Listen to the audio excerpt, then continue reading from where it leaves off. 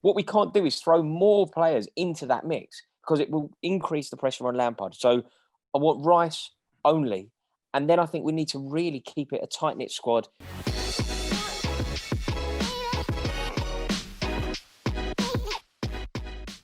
What is happening, everyone, and welcome to 888 Sport. The title race is really hotting up and the January transfer window is open. Who our clubs sign at this decisive point in the season could be the difference between winning the league and not even making the top four. So we need to get it right. I'm going to go for my tip for the title from the beginning of the season, and that was Liverpool. James, who does your club need to sign in this window? My number one player, and one that came out recently in terms of reports and whatnot, and a lot of people watching this will raise an eyebrow and go, who's that? Sven Botman. And I'm saying this because I feel like he meets a lot of I just love his name, by the way. Botman's incredible. Yeah, Botman, something around those lines, mate. Anyway, he's 20, turning 21 on the 12th of this month, I believe, January, so it might be out after. Anyway, he'll be 21. He's just regular starter for Lille at the moment. They're second in the league. Great defensive record as well. Highest success rate of duels won in that league. Just joined them from Ajax. Only cost about 20 to 25 million. Dutch. Already started for the Dutch national team. Left-footed. How many left-sided centre-backs do you get nowadays? And he's not going to come in and expect first-team football straight away, but he's going to be getting it. Oh, why? Because we need centre-backs, and he's better than the available options we've got. Bar Fabinho, who, by the way, isn't a centre-back, so that'd be the one for me. Stephen, I think it makes sense to come to you next because you are seriously launching a sustained bid for this league, and I have to eat a little bit of humble pie here. I didn't see that coming. What are you hoping for? Anything big in this transfer window to just get it over the line for you? There's a couple of options for City. Like, I would love, we're having problems, unfortunately, with strikers. Like Gabriel Jesus, he's often injured, can't really finish. And Aguero, unfortunately, looks like his knees are going as well, and he's barely played any football. So, I mean, I kind of wish we'd got someone like Cavani before the start of the season, an experienced striker to help put the ball in the back of the net, because we're pretty good defensively. We're just kind of missing that up front, really. And other than that, just, a full-back who probably isn't having parties at New Year's Eve like Mendy and stuff like that, and getting things that I can't probably say on camera requested. But basically, it'd be nice to have a left back as well, because we've got Mendy, who's unreliable and a little bit dodgy. Then we've got Zinchenko. He's kind of okay, but it's been a problem for City for an awful long time. So to me, the only real notable deficiencies are probably at left back or maybe a striker, because as we all know, goals, man, they literally win leagues. And we've seen at the moment, plenty of teams are struggling to put the ball in the back of the net, and City are just about getting by the strength of the defence. But I tell you what, we really could do with a striker who's good in front of goal at the moment, because we're just missing that big time. What about Chelsea, man? Chelsea? Well, we need Declan Rice. We need somebody who's just going to fight. Somebody who just says, when things are going badly, as they were against Arsenal, as they were against Manchester City, somebody in the middle who just says, this does not happen, not today, and demands that everybody were to raise their game and fights. There isn't enough. Yeah. Somebody like N'Golo Kante, he is a great example, but he leads by example, by his example.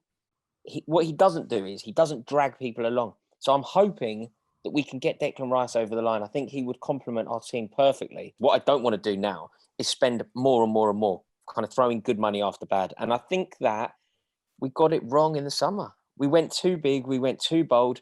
And it's a bit Jurassic Park, isn't it? You remember in Jurassic Park where they're talking about, we're so worrying about whether we could. Nobody asked whether we should. And I was watching that last night, so it's a good reference to me. That's exactly what Chelsea have done. I'm not sure that we should have spent, it felt quite exciting at the time. It felt like the summer of 2004 all over again.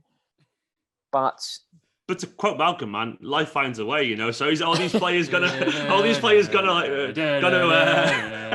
are they going to come good? Is it a case where you're all throwing all your toys out the pram a little bit too quickly? Because obviously, you signed a bunch of young players as well. That's the thing. Most of them are young. Is it just about they need a bit of time? There is that, but a lot of the players that were signed were brought in to be impact players and impact signings now. So if we use the two German lads as examples, Kai Havertz, one of the best players to have come out of Germany for the past decade is what I've been reading. Timo Werner, one of the most electrifying centre-forwards in world football.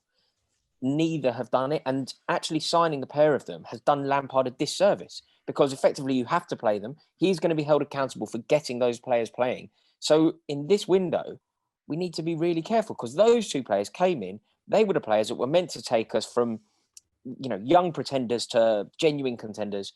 They haven't done that, and Lampard is being judged because he can't get those players playing.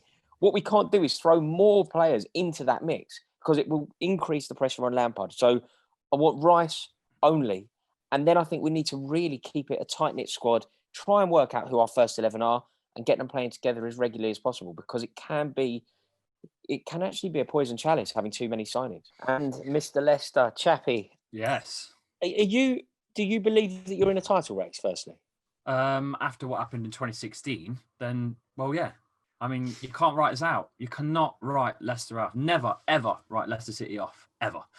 But going into the transfers, I think we've been needing a striker for a while. I don't think Clichy Nacho was the one. You can ask Stephen that. I think they took £25 million off of us for Clichy Nacho and laughed at the thought of getting that amount of money for him. But I think Leicester need a striker. And my eyes are on Celtic's forward, Edouard. He's played under Rodgers before.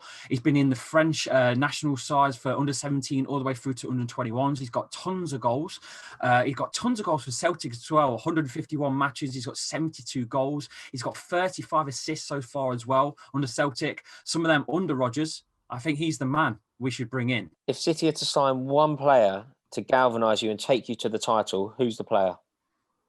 I don't think it's going to happen for one, I'll be honest. But for me, like, the one thing that makes a difference is well, it'd be a fit Aguero. But if that's not going to happen, of course, Haaland. So someone like that, a genuine, clinical, absolute brute in front of the goal. Someone who's going to take all those chances that we create and waste, the likes of like Sterling and Gundogan and Gabriel Jesus kind of missing cities. Someone like him would be just absolutely transformational for Manchester City, because we're good defensively now, man. We've got Diaz and Stones, who seem to be a bit of a rocket of a pairing. So all we need is to take these little chances that we're creating. And someone like him would be absolutely incredible. I mean, even then, I would take personally getting like Dzeko back on a short-term signing. A striker who's been really good. Like an experienced striker, once again, like what Cavani's doing out of United, just a backup striker who can come in, get on the end of these crosses and score a 90th minute winner or something like that. Because I think we're missing that. Just someone who's just pure goals. So to me, dream signing is Haaland. Realistic signing, I don't know, tempt Dzeko with a glorious return to Manchester City, and hopefully he repeats some of his heroics from that 2011-12 season. What about you, Chappie? Anybody one signing to take you to the top? I don't think we are in it to win. I mean, we're there, but I can't see us winning it with one signing in particular. I mean, we don't really need a striker to replace Vardy right now. Harvey Barnes has got more goals than Jamie Vardy in open play. But we do have holes at the back with injuries, like Soyuncu's only just come back from injury. And I think we could do with a strong centre-back. I think Leicester put in a bid during the summer transfer window for James Tarkowski. For about 30 mil, but they pushed that back. So maybe they'll go back in for him again. I'd like him maybe at Leicester to help at the back, but I don't know. Let's just hope we can stay up. That's the best part. 8 points and we're staying up. That's how we look at it. 8 more points. We are staying up. Sadly, for this segment of the conversation, I'm going to have to fall on my sword. I don't think that signing Lionel Messi and Cristiano Ronaldo would be enough to take Chelsea to the top. So on this conversation, sadly, I'm out. But this has been fascinating. It will be very interesting to see what happens over the January transfer window. This can be so significant as to where the title ultimately ends up. Let us know in the comments below, who do you think will win the league? And if you haven't yet subscribed, please do it right now.